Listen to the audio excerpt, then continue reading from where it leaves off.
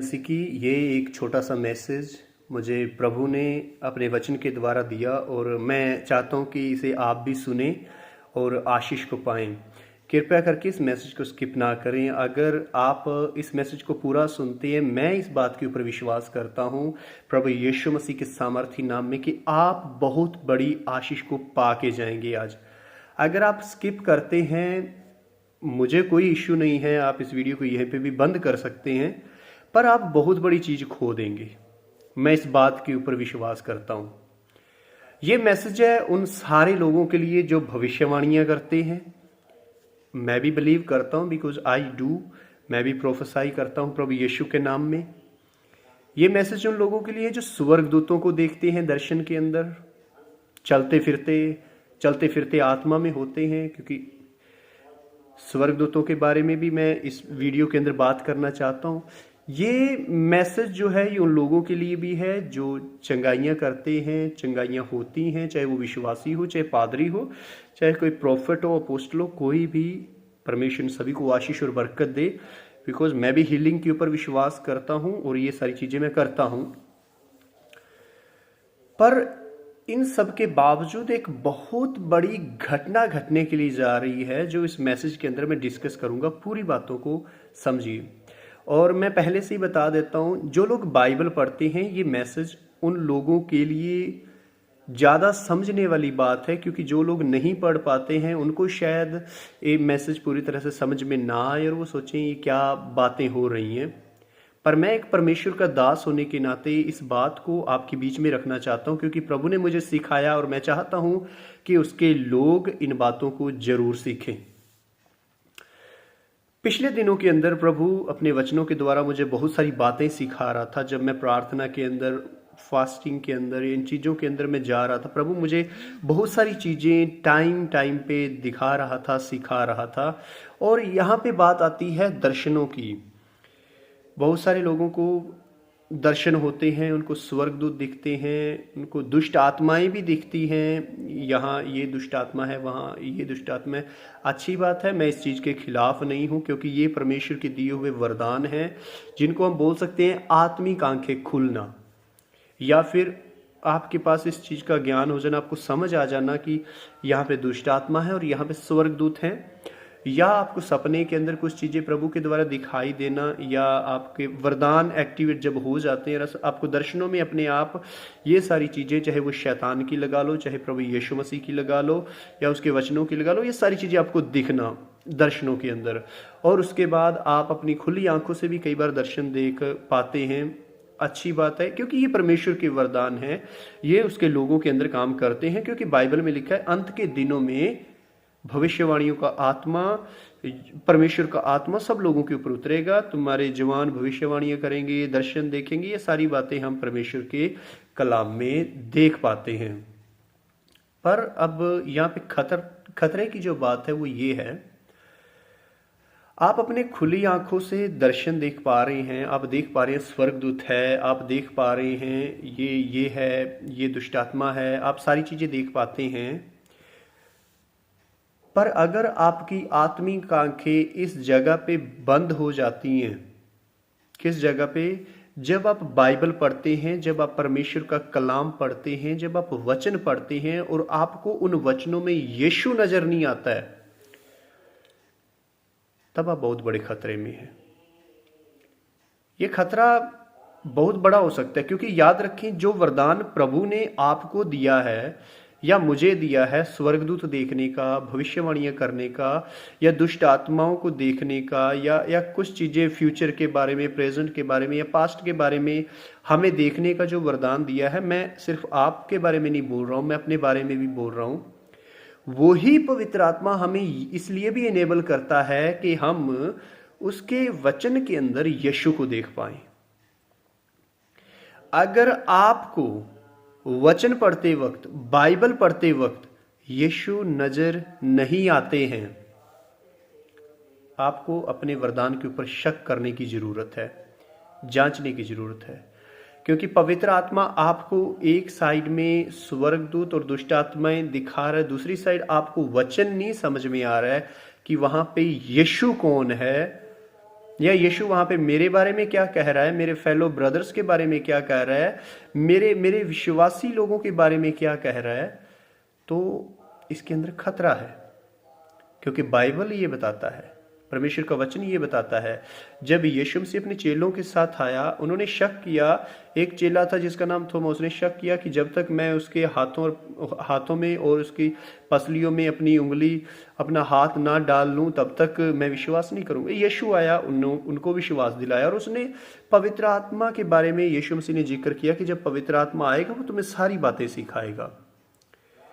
पर कहीं आपको ये बात नहीं लगती, इसके बारे में आप शक क्यों नहीं कर पा रहे हैं कि आपको सब चीज़ें दिख रही हैं पर वचन में यीशु नहीं। अब मैं यहाँ पे बात करता हूँ, ये सारे लोग नहीं, बहुत सारे लोग हैं जिनको वचन में यीशु दिखता है, पर बहुत सारे ऐसे ओवर स्पिरिचुअल लोग भी हैं इस दुनिया के अंदर जिन लोगों को वचन नहीं दिखता है, वचन के अंदर कुछ भी नहीं दिखेगा यीशु के बारे में। उनको बाहर से सारी चीज़ें दिखेंगी, जो कि मैं नहीं बोलता हूँ कि गलत है, पर वो चीज़ें बहुत खतरनाक हो सकती हैं। क्योंकि प्रभु का वरदान है, वो जो चाहे आपको दिखा सकता है, पवित्र आत्मा जो चाहे आपको दिखा सकता है। That's none of my business. वो मेरा बिजनेस नहीं है कि मैं पवित्र आत्मा को बोलूँ कि आपको ये दिखाए ना दिखाए, उससे मेरा लेना देना नहीं है। क्योंकि वरदान प्रभु ने मुझे भी दिए हैं और विश्वासियों को दिए हैं, पास्टर्स लोगों को दिए हैं, सबको पवित्र आत्मा जिस तरह से उसके पास है, उसकी इच्छा होती है, वो सब में बांट देता है। पर सबसे ज़्यादा अहम बात क्या है, आपके एक्सपीरियंस से ज़्यादा परमेश्वर का वचन जरूरी है। हो सकता है आपको कुछ ना दिखता हो, पर अगर आपको बाइबल पढ़ते वक्त यीशु दिख रहा है, दैट्स मोर देन इनफ।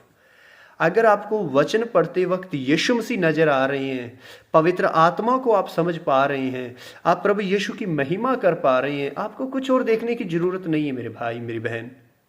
यीशु मसीह ये बात बोल रहा है। धन्य है वे जिन्होंने बिना देखे विश्वास किया।